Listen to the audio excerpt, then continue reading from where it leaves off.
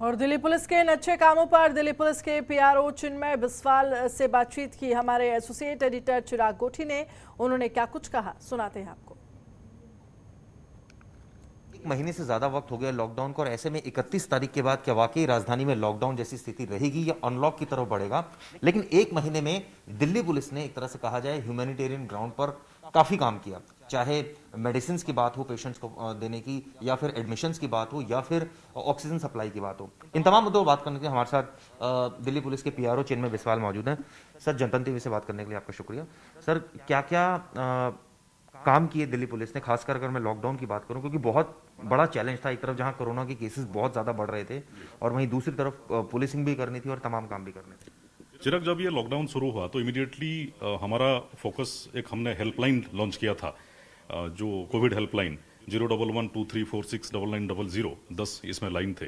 ये शुरू किया गया था कि लॉकडाउन इमीडिएटली जब इम्पोज हो गया तो जो भी एसेंशियल सर्विस प्रोवाइडर्स हैं या एसेंशियल गुड्स एंड सर्विसेज के मूवमेंट में कोई असुविधा ना पैदा हो, और लोगों को अगर लॉकडाउन को लेकर के कोई इमरजेंसी को लेकर के समस्या है तो इसमें वो फ़ोन करके अपनी जो सुविधा उसमें अवेल करें। तो उसमें अचानक से हमने नोटिस किया कि जितना मूवमेंट को लेकर के नहीं तो SOS कॉल्स आने लगे कि ऑक्सीजन नहीं है, मरीज को हॉस्पिटल में ऑक्सीजन नहीं मिल रहा इत्यादि। और एक अचानक से एक बड़ा ऑक्सीजन क्राइसिस पूरे शहर में ये देखने को मिला। हॉस्पिटलों में ऑक्सीजन खत्म होना, लोगों के मरीजों के घर पे ऑक्सीजन खत्म होना, और सारे कॉल, तमाम कॉल हमारे पुलिस कंट्रोल रूम 112 पे या कोविड हेल्पलाइन पे आना। और ऐसे समय पे पुलिस चुप तो नहीं बैठ सकती, हालांकि हमारा काम नहीं है, लेकिन बहुत ही मानवता पूर्ण आचरण दिखा करके पूरे शहर के पुलिस जहां से भी हो सके ऑक्सीजन की व्यवस्था करना, समय पर हॉस्पिटल पे पहुंचाना। जैसे कई सारे मुकदमे भी दर्ज किए गए क्योंकि कई सारी ब्लैक मार्केटिंग की भी चीजें सामने आई ऐसे समय में, और खासकर खुद स्ट्रिक्ट ऑर्डर थे कि ऐसे जो ब्लैक मार्केटिंग कर रहे हैं उनके खिलाफ सख्त एक्शन लिया जाए। तो कितना एक्शन लिया गया, क्या क्या एक्शन लिया गया? यही मैं चिराग आपको बताना चाह रहा था कि ये हेल्पलाइन का जो हमारा नेचर है, इमीडिएटली हमने नोटिस किया कि जो फ्रॉडस्टर्स हैं उसमें एक्टिव हो गए, और जो गलत मनसा रखने वाले या जो दुखद परिस्थिति से भी फायदा उठाने वाले ब्लैक मार्केटर्स हैं।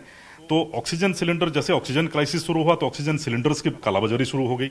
दवाई की क्राइसिस, सप्लाई शॉर्टेज हुआ तो दवाई की रेमडेसिविर की कालाबाजारी शुरू हुई।